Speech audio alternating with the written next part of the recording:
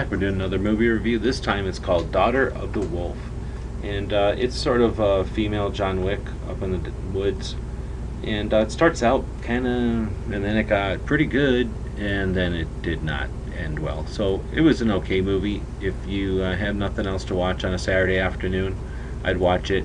It's got to be good for girls to see, a strong female kicking butt instead of a dude all the time. Its gun handling is okay. It's super fake. It's not big budget, but it's not a poor quality movie either.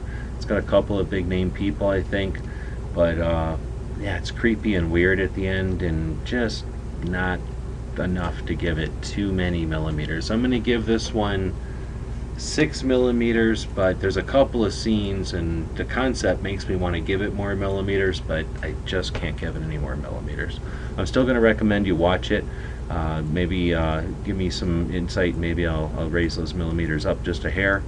But it's called Daughter of the Wolf. You can watch it on YouTube Prime, some other places. Looks like it's got pretty poor reviews, but I'm not sure why. It's not that bad. It is kind of creepy and weird at the end.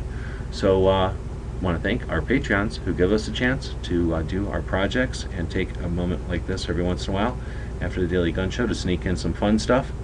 Let us know what you think. Thanks for watching.